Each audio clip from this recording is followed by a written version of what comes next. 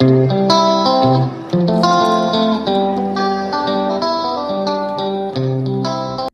നമ്മുടെ റെസിപ്പി ഒരു വഴുതനങ്ങ ചില്ലി ആയിട്ടാണ് ഞാൻ വന്നിട്ടുള്ളത്. നമുക്ക് ചോറിൻ്റെ കൂടെയും ചപ്പാത്തിയുടെ കൂടെയൊക്കെ നല്ല ടേസ്റ്റി ആയിട്ട് കഴിക്കാൻ പറ്റിയിട്ടുള്ള ഒരു വഴുതനങ്ങ ചില്ലിയാണ്.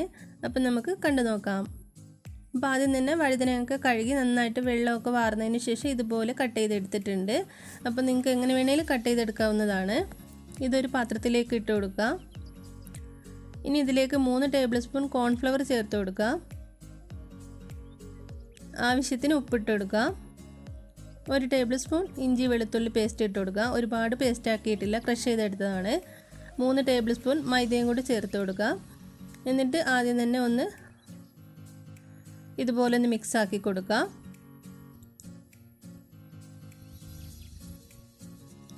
എന്നിട്ട് നമ്മുടെ കയ്യിൽ കുറച്ച് വെള്ളം എടുത്തിട്ട് ഒന്ന് തളിച്ചതിന് ശേഷം കൈകൊണ്ട് തന്നെ നന്നായിട്ടൊന്ന് കുഴച്ച് മിക്സ് ആക്കുക. ഒരുപാട് വെള്ളം ആക്കി കൊടുക്കരുത്, അങ്ങനെ ആകുമ്പോൾ മാവ് ലൂസായിട്ട് പോകും. മാവ് ലൂസ് ആകുകയാണെങ്കിൽ കുറച്ചും കൂടി കോൺഫ്ലവർ ചേർത്ത് കൊടുത്താൽ മതി. 1 ടീസ്പൂൺ മുളക് പൊടി കൂടി ചേർത്ത് കൊടുത്തിട്ടുണ്ട്. ഇനി നമുക്ക് ഫ്രൈ ചെയ്തെടുക്കാം.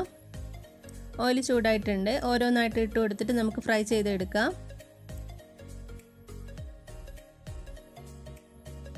നന്നായിട്ട് വെന്ത് വരുന്ന സമയത്ത് നമുക്ക് എണ്ണയിൽ നിന്ന് കോരി മാറ്റാം. തമ്മിലൊട്ടി പിടിക്കുകയാണെങ്കിൽ നമുക്കത് വറുത്ത് കോരി എടുത്തതിന് ശേഷം അത് കൈകൊണ്ട് തന്നെ ഒന്ന് അടർത്തിയെടുത്താൽ മതി. ഒരുപാട് മുരിഞ്ഞ് ക്രിസ്പായിട്ട് പോകണ്ട. നന്നായിട്ട് വെന്ത് വരുന്ന സമയത്ത് നമുക്ക് എണ്ണയിൽ നിന്ന് കോരി മാറ്റാം. ഈ ഒരു പാകത്തിനാകുമ്പോൾ നമുക്ക് ഇതിൽ നിന്ന് എടുക്കാം. ഇത്രയും മതി. ബാക്കിയുള്ളതും ഇതുപോലെ നമുക്ക് ഫ്രൈ ചെയ്തെടുക്കാം. ഇനി നമുക്ക് സ്റ്റവിലേക്ക് വേറൊരു പാത്രം വെച്ച് കൊടുക്കാം. ഇതിലേക്ക് 1 ടേബിൾ സ്പൂൺ വെളിച്ചെണ്ണ ചേർത്ത് കൊടുക്കാം. ഒരു 3-4 വെളുത്തുള്ളി ചെറുതായി കട്ട് ചെയ്തത് അത് ചേർത്ത് കൊടുക്കാം. ഇനി ഇതിലേക്ക് ഒരു 1.5 സവാളയാണ്, ഇതുപോലെ കട്ട് ചെയ്തതാണ്. ഇതും കൂടി ഇട്ടിട്ട് നന്നായിട്ടൊന്ന് മിക്സ് ചെയ്യാം. അപ്പോൾ സവാളയൊക്കെ ഒന്ന് വാടി വരാനായിട്ട് നമുക്ക് ഒരല്പം ഉപ്പിട്ട് കൊടുക്കാം. ഉപ്പ് നോക്കിയിട്ട് ചേർത്ത് കൊടുത്താൽ മതി.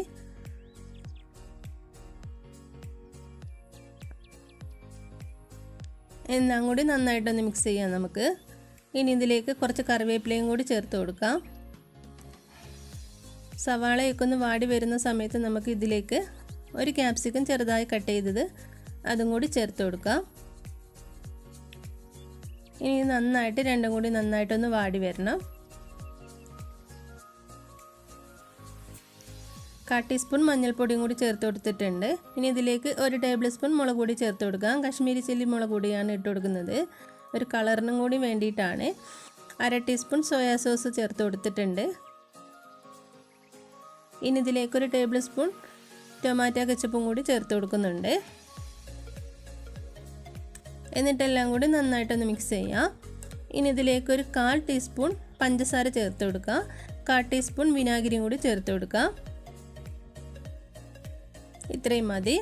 ഇനി എല്ലാം കൂടി നന്നായിട്ടൊന്ന് മിക്സ് ചെയ്യാം. ഇനി ഇതിലേക്ക് 2 ടേബിൾ സ്പൂൺ വെള്ളം ഒഴിച്ചു കൊടുക്കുക. എന്നിട്ടെല്ലാം കൂടി ഒന്ന് മിക്സ് ചെയ്തതിന് ശേഷം നമ്മൾ നേരത്തെ ഫ്രൈ ചെയ്ത് വെച്ചിട്ടുണ്ടായിരുന്ന വഴുതനങ്ങ ഇതിലേക്ക് ഇട്ട് കൊടുക്കുക. എന്നിട്ടൊന്ന് ഇളക്കി യോജിപ്പിക്കാം. ഈ സമയം നമ്മൾ ഫ്ലെയിം ലോ ഫ്ലെയിമിലിടാം.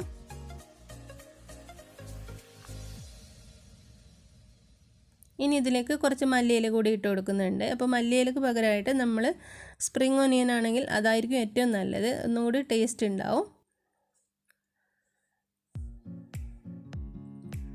ഇനി നമുക്ക് ഫ്ലെയിം ഓഫ് ചെയ്യാം. എന്നിട്ടൊരു പാത്രത്തിലേക്ക് നമുക്ക് സെർവ് ചെയ്യാം. ഇത്രയേ ഉള്ളൂ. നമ്മുടെ അടിപൊളി വഴുതനങ്ങ ചില്ലി ഇവിടെ റെഡി ആയിട്ടുണ്ട്.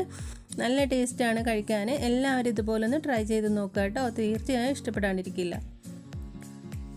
അപ്പോൾ ഇന്നത്തെ വീഡിയോ ഇഷ്ടമായിട്ടുണ്ടെങ്കിൽ ലൈക്ക് ചെയ്യുക, ഷെയർ ചെയ്യുക, നിങ്ങളുടെ വിലയേറിയ അഭിപ്രായം കമൻ്റായിട്ട് അറിയിക്കുക. അപ്പോൾ നല്ലൊരു വീഡിയോയുമായിട്ട് കാണുന്നവരേക്കും thank you. Bye from Shanas kitchen and blog.